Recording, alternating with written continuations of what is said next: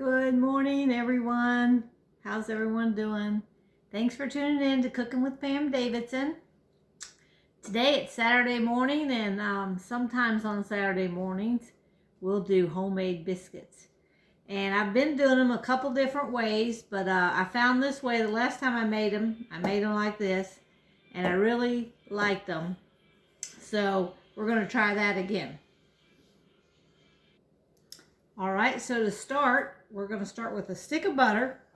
And I put this butter in the freezer last night. So you may want to always, if you make biscuits a lot, I would just probably keep a stick of frozen butter, a stick of butter in your freezer. That way, if you decide to have biscuits, it'll be good to go. Now we want to grate this.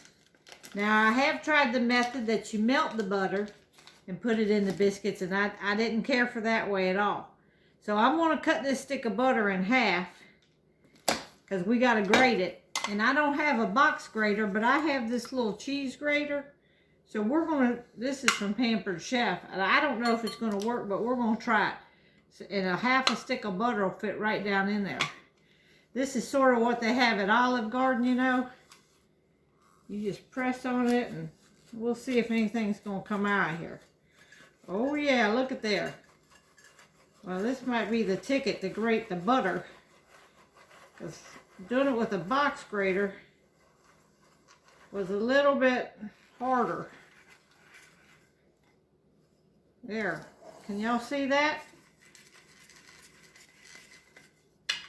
Alright. I'm going to put the other half in. It appears to be, whoops, this is a little bit too big. Let me cut this off a piece. Alright, put this other half in. It appears to be working good. Now the butter's got to be cold for it to grate. Alright, I think y'all got the gist of that. I'm going to grate this whole stick of butter into this bowl. And then I'm going to get back to you, so the video won't be so long. Alright, it all grated up pretty good there. Look at there. Except one little piece was left, so I'm just going to take and cut that up in little pieces and put it in here. And now what we're going to do is add our flour. And we're going to distribute this flour. So I got 2.5 cups of flour, and I have 4 tablespoons of this powdered buttermilk. Now I've never used this before, but it says to put this in with your dry ingredients and then add your cup of water to it. And that'll make your buttermilk. So we're going to go ahead and put these 4 tablespoons in with our flour right now. That'll be our dry ingredients. And then we are going to add our dry ingredients to this butter. And I'm just going to run it through this sifter. Now this is White Lily flour, White Lily self-rising flour. Now they don't normally sell that around here, but on my last trip to West Virginia I was able to pick up a bag of that, so I'm going to try that. I tried it one time. They don't sell it around here though, so we just have to get whatever brands they sell around here. Alright. Now, we're going to just quickly toss that around. This is our flour, and we're just going to quickly toss that in that, with the butter.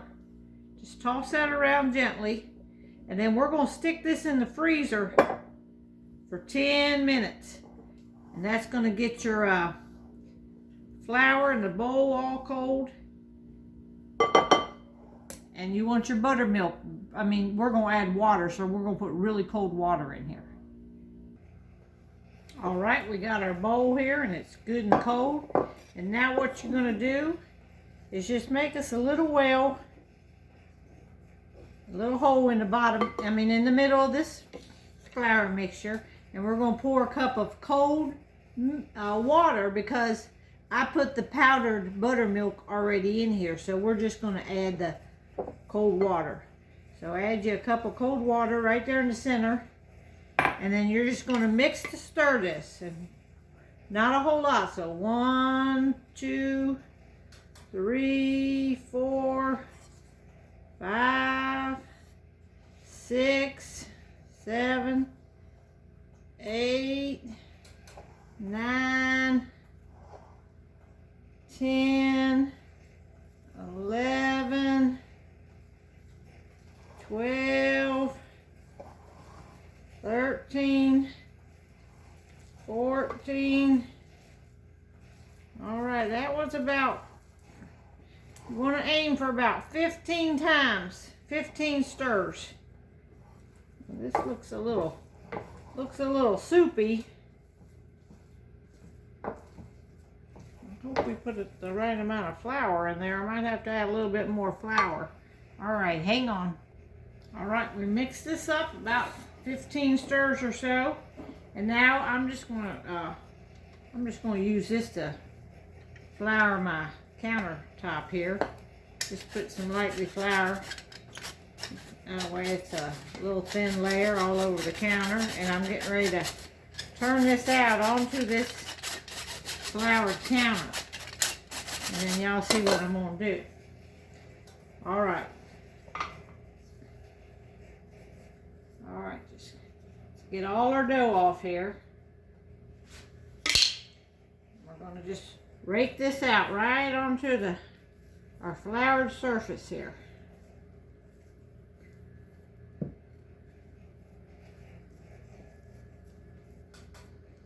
All right, just like that. Then we're going to put a little bit more flour on top here. I guess I could sprinkle it. It'd probably be a little bit more even. Now we're going to take our rolling pin. We got a little bit of flour on the rolling pin. And we're going to roll this out into a rectangle.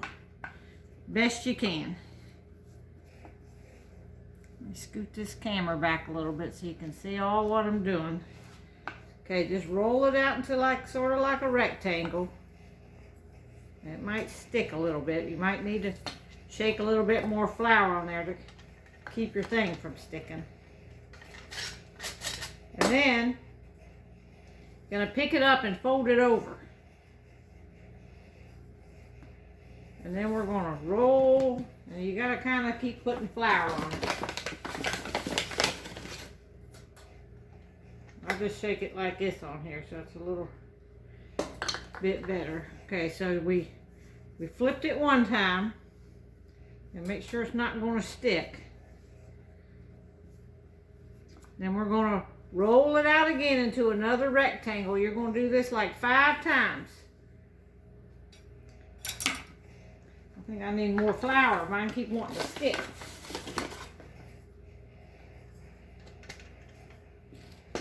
All right, so that's another little rectangle. So this is I think the second time I folded it. Let me get some on this thing here. And then we're going to roll it out again. So this will roll it out into a rectangle again. Then we're going to flip it over again. So that's about the 3rd time. Then you roll it out again. Flip it again. This will be about 4. Oh, my dough's wanting to stick to my counter today. All right. Let me grab my thing over here. This thing's wanting to stick. All right, now we're going to put a little bit more, and we're going to roll it out one more time. We're going to flip it 5 times. So you always want to make your little rectangle and then fold your dough over. And that was about 5 times there. Now we're going to roll it out to cut it. So you want to roll it out now about a 1/2 inch thick, and we're going to cut it. So I never know how much a 1/2 inch is. We'll say about that much.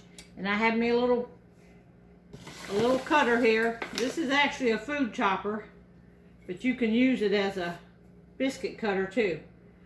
So you just want to press straight down and come up. straight down and come up. You don't want to twist.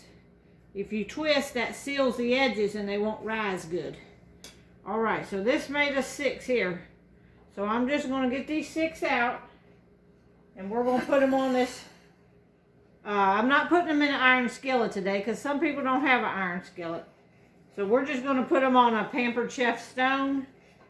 That's what I do a lot of my baking in. It's just a stone. So we're going to lay them over here on this stone. I'm going to get them all laid over here and then I'll come back.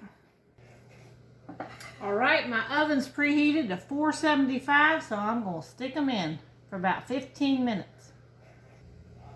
And y'all, want to tell you, this little scraper thing here, boy, it just scraped all this flour up into one little bitty pile. Look at there. Cleanup is so easy. Alright, I just took them out of the oven, and I almost cooked them too long, not paying attention. Now I'm just going to put some melted butter on top of them here.